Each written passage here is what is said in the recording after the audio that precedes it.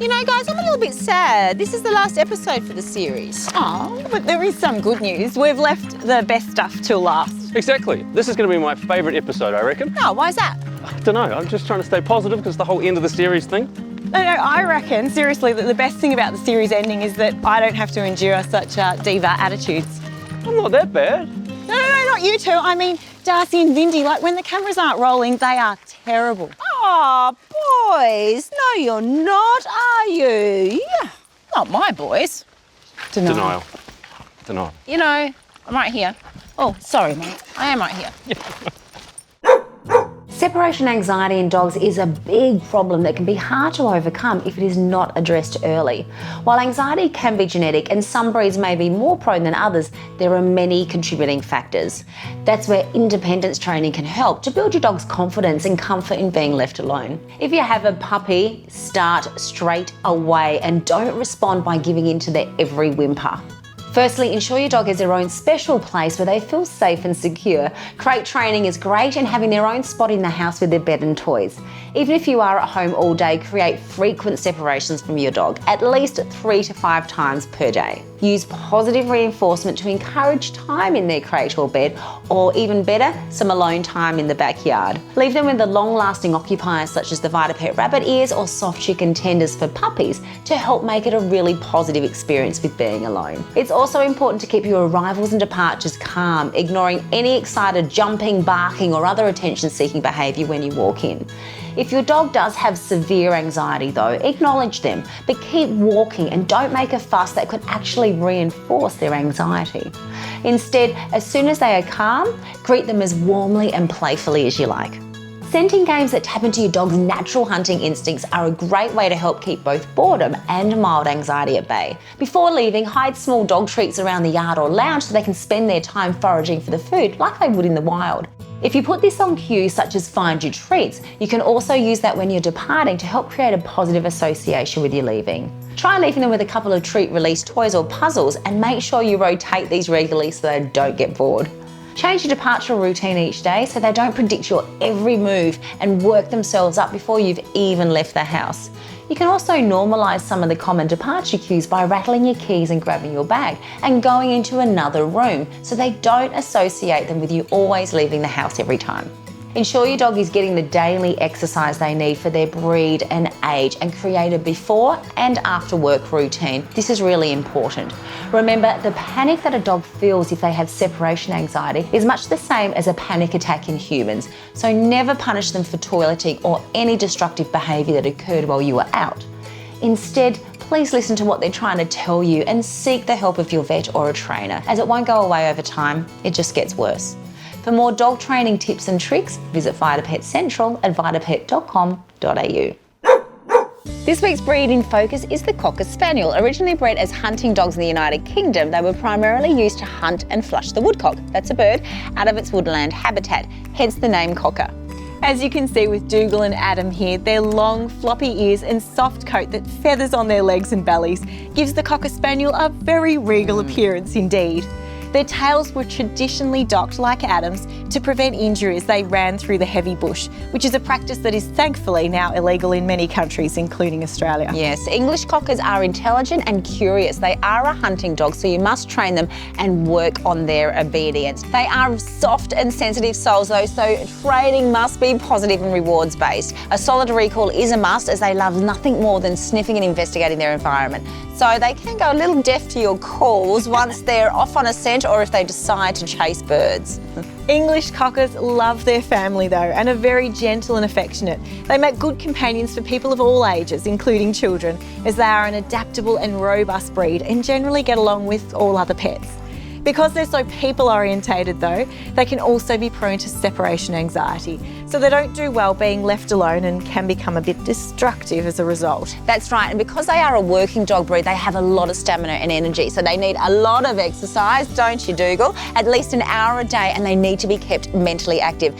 They love to learn, so they do really well in dog sports, including tracking, obedience trials, flyball and agility, plus they love the water, don't you? The average lifespan of the Cocker Spaniel is 12 to 14 years and they're considered a fairly healthy breed. Unfortunately though, their big soulful eyes can be prone to some issues, including cataracts and dry eye. So any signs of cloudiness, redness, squinting or discharge should prompt a vet visit. Now I have to ask though, what about these ears? They look like they could be a breeding ground for bacteria. Yes, bacteria does like these ears. So if you notice any smelly or excessive discharge, then take them straight to the vet.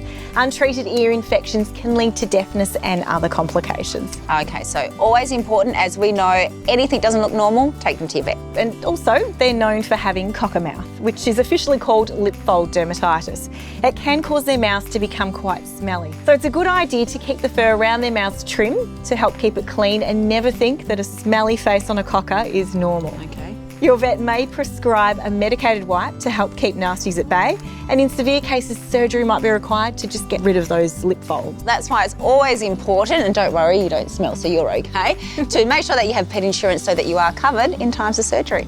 Definitely for those unexpected things. That's right. You're covered, aren't you, buddy? To learn how HIF Pet Insurance can help your pet in times of need, visit hif.com.au.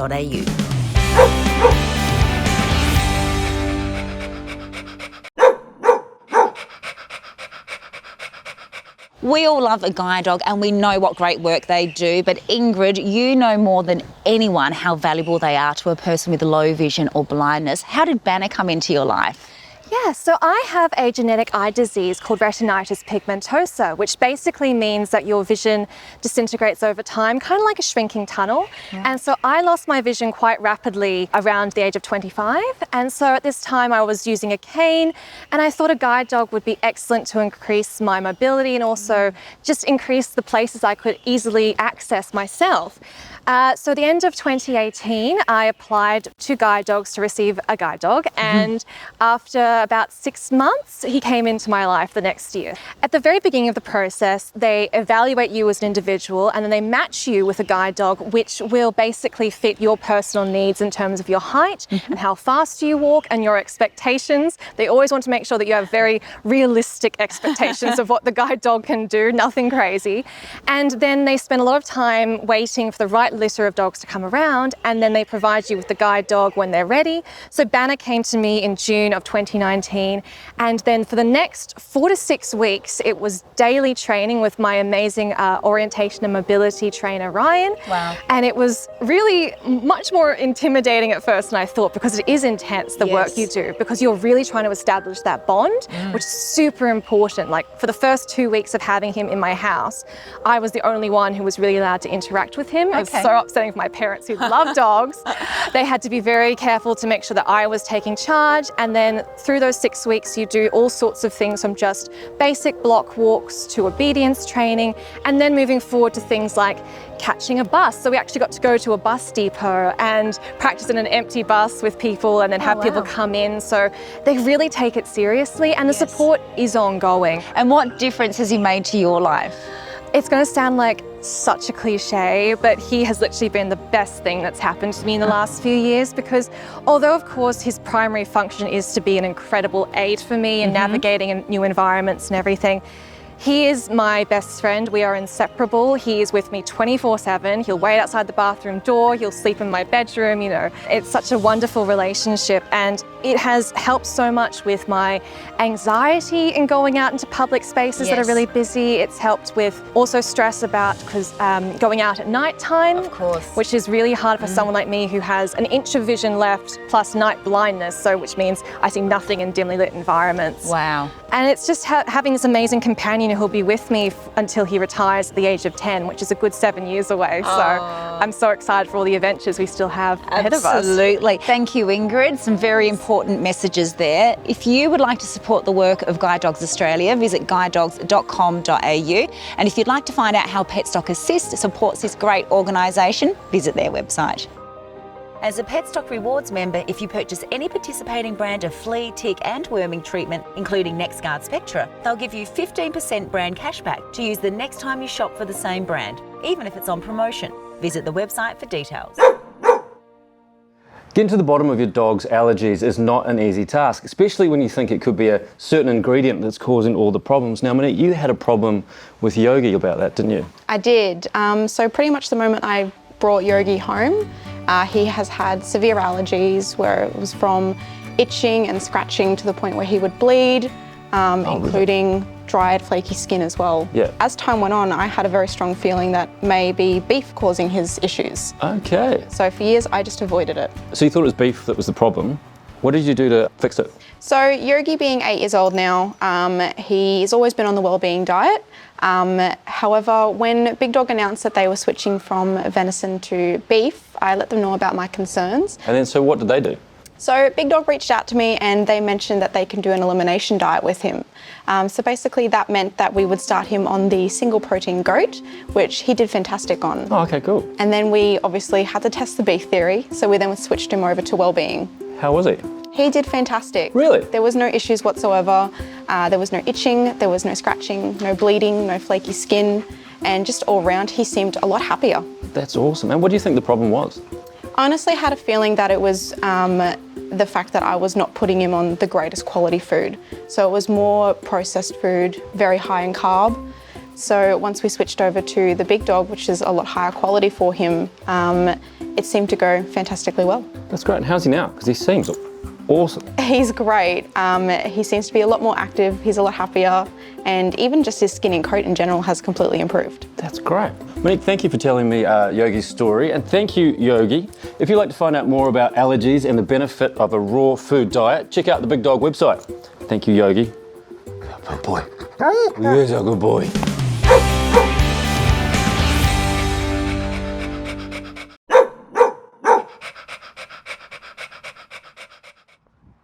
Shared Reading Dogs is a program run by Animal Welfare League Queensland, and I'm here at Helensville State School to find out more about how that program runs, and I better go because I can hear the bell going. Catherine, how do dogs help children in the classroom setting? Well, as you know, dogs are great listeners, so they don't judge, they don't criticise, and it offers a great environment for children that struggle with reading to be able to come into a classroom with this wonderful, warm audience that they can just sit down next to him. They build a bond and they get to know the dog, and that enables them to read better and with less stammering and stuttering. Yeah, and how does the program work? We have a dedicated group of volunteers with their dogs that have obviously been assessed for their temperament, and we match each dog and handler team with a particular school, and then they go to that school every week, around about an hour, hour and a half at a time, and they read to the same students every week, and that engenders a bond with the children, with the dog, as well as giving the children the opportunity to gain more and more confidence about reading aloud. That's brilliant. And then your organisation does a lot of work in the education space. Absolutely. Why is that?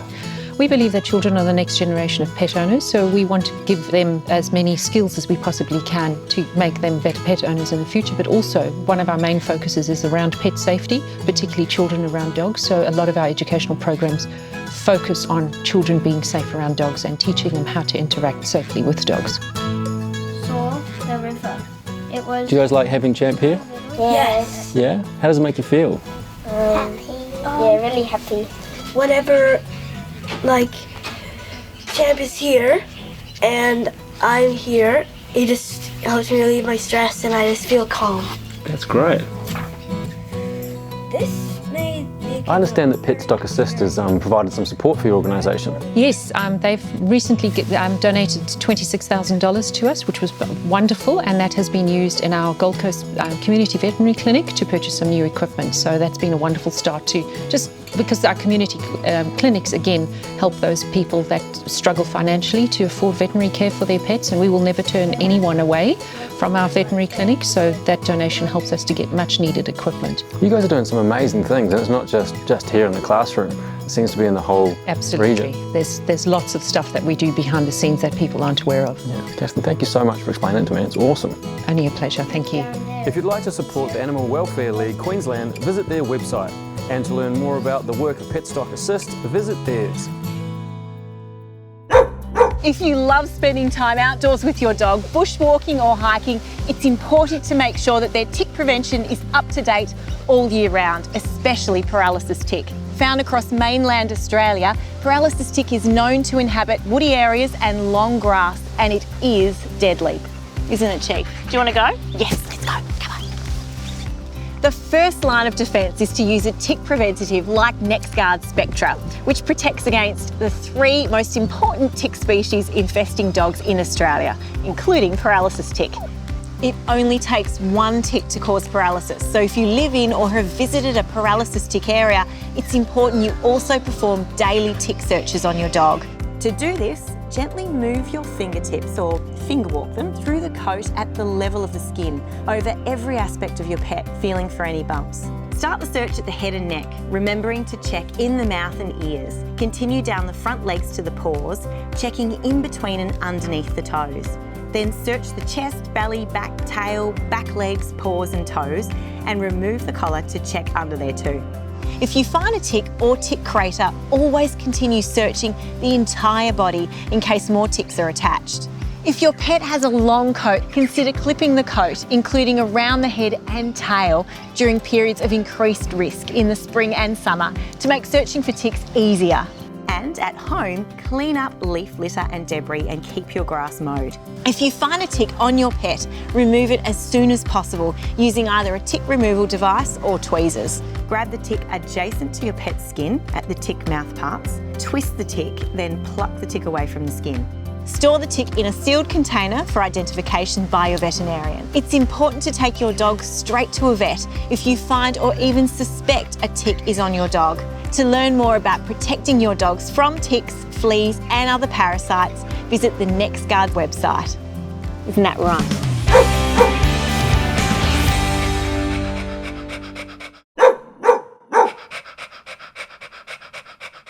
Regularly brushing your dog is important for both their comfort and their health. It helps to keep your dog clean, it distributes natural oils through the coat, prevents matting, increases circulation and it reduces shedding. By removing the loose hair and dead skin cells from the coat, it can also help reduce allergens around the home for the humans, which is really important for us. Long-haired breeds in particular, like the gorgeous Chaos here, you liking this, buddy? Yes. are prone to developing tangled, matted clumps of hair which can harbour bacteria or bugs and pull at your dog's skin, causing them pain and inflamed skin, which we certainly don't want. So choosing the right grooming tool for your pooch is also important. If you have a dog with a double coat, like Chaos does, use a de-shedding brush or a rake to remove the undercoat to help them keep cool in summer and avoid matting in the winter. By removing that undercoat, it allows the air to circulate and the skin to breathe. A lot of people mistakenly think that shaving their dog's coat helps keep them cool in the summer, but it's actually the undercoat that needs to be removed, not the protective outer layer. For longer coats, you can use a conditioning spray. This 4-in-1 spray is awesome. And then you just gently ease out any tangles before finishing with a brush. If your dog does have matted hair, then you can use a comb like this one and you hold it gently at the base, spray it with a detangling spray, get it up there holding the base, gently work it out from the top of the knot. Some knots can't be combed out either, so they have to be cut out to keep your dog pain-free, or worse, shaved to the skin at the groomers, which can put your dog at risk of being nicked. So it's really important that we try to avoid this with regular brushing. The rule of thumb is once a week, then an extra brush every week for every centimetre of hair, or even every day if your dog loves it or has a double coat. Don't just focus on the back and the butt either. Most mats actually form behind the ears, under the chin, the armpits and their stomachs. Now, a slicker brush is a good all-purpose brush that suits most breeds. Rubber brushes or gloves are excellent for removing excess hair and giving your dog a massage. And who doesn't love a massage? What do you think, Chaos? To find the right brush for your dog's needs, look for the DGG grooming range at quality pet stores across Australia and New Zealand, or visit the DGG website. Dogs are great for our mental health and well-being. They provide us with boundless love, joy and comfort. I'm about to meet Australia's first funeral home comfort dog, Womble, and find out how he's supporting families that are grieving at one of the toughest times in their lives. Beth, why did you introduce Womble here at King's Funerals? Well, we'd come across the concept that's in the US and we hadn't seen it in Australia before, and we just really liked the idea of having a companion animal present to be able to give people comfort at a time that is really difficult for them. Of course. And what does his role entail here? So it's everything from being there on the funeral day if the family want it. He can sit in on the arrangement if they'd like, walk around and just be friendly. He's got a really gentle, sweet nature. If he senses that people would welcome it, he comes close to them. He might put his nose on their leg or just sit close and get pats and cuddles. People love him, and he can really provide a sense of just some relief and comfort and a way for people to connect. It can be quite overwhelming for people, and so to be able to come in and say, oh, hello, you're beautiful, what's your name?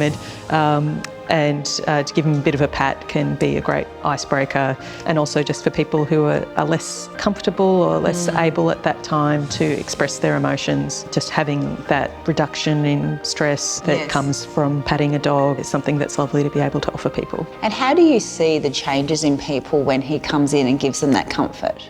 You can sometimes see a real sort of reduction of tension that frequently can be held tightly at a time that people are really upset. And we see ourselves as a team that we spend time with him, and it's nice for us as well to get that comfort from him. Yeah, they're amazing animals, aren't they? Yeah, absolutely. In fact, all animals are amazing. Yeah. Thank you, Beth, for sharing his story. You're doing a great job bringing people comfort, my beautiful boy. Yeah, thank you. Great, thanks. This story was brought to you by HIF, who provide a free mental health navigator service for the wellbeing of its members. Visit the HIF website for details.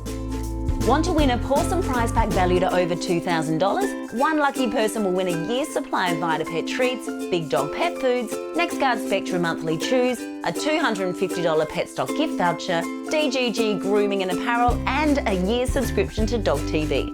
Plus, there's 5 consolation prizes of my book, Eat, Play, Love Your Dog. To enter, sign up to our e-news and tell us the name of one of the charities featured in this series. All entries also receive a free ebook, so visit poochesatplay.com. Well, that's a wrap. It has been fun. It's been good fun. It has, and if you want to keep up to date with our latest tips and all our advice, then sign up to our e-newsletter on our website. You can also check us out on Facebook, Instagram and Twitter. And if you've missed any episodes from the series, you can catch them on 10 Play. And we're also on YouTube, so you might not see us on TV screens for a while, but you can certainly find us. See ya. Thanks, guys. See you later. Thanks, guys, to you too. Yes, especially. I want to say thanks to you two. You've been great. Thank you. We know.